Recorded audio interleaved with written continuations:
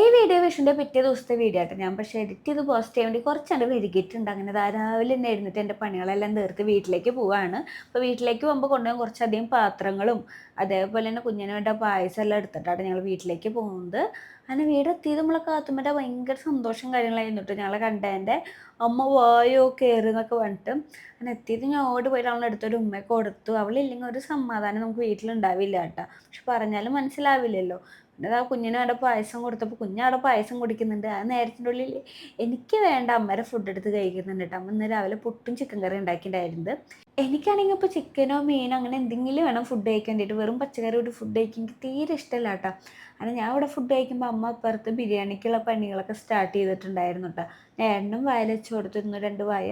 പിന്നെ ബാക്കിൽ ഫുള്ളും ഞാനിരുന്നിട്ട് കഴിച്ചിട്ടു. നല്ല ടേസ്റ്റ് ഉണ്ടായിരുന്നു. നല്ല മിളകിട്ടച്ച് ചിക്കൻ കറിയും പുട്ടായിരുന്നു കേട്ടോ.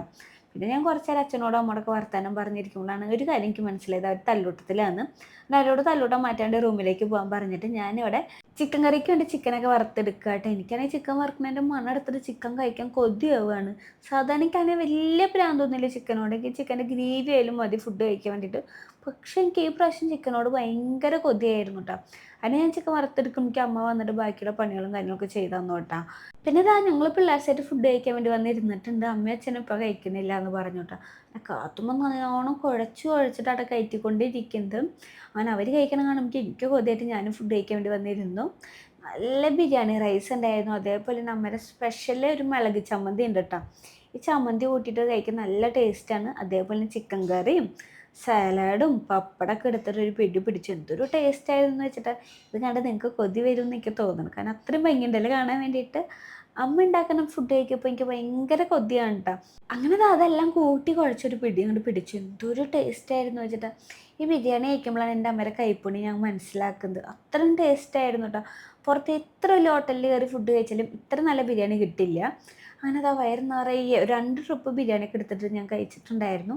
ചോറാണെങ്കിൽ ഞാൻ ആകെ ഇതിൻ്റെ പകുതി ചോറ് മാത്രമേ കഴിക്കുള്ളൂ. പക്ഷേ ബിരിയാണി ഞാൻ വയറ് നിറയെ കഴിച്ചിട്ടുണ്ടായിരുന്നു കേട്ടോ.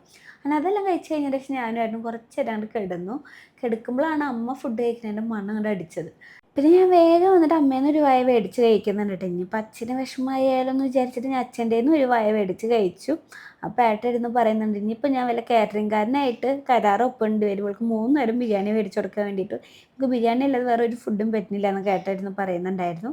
പിന്നെ ഒരു 7 മണിയായപ്പോൾ ഞങ്ങൾ നേരെ വീട്ടിലേക്ക് പോകുന്നു കേട്ടോ. അപ്പോൾ എന്തായാലും ഇന്നത്തെ വീഡിയോ ഇത്രയ്ക്കുള്ളൂ. ബൈ.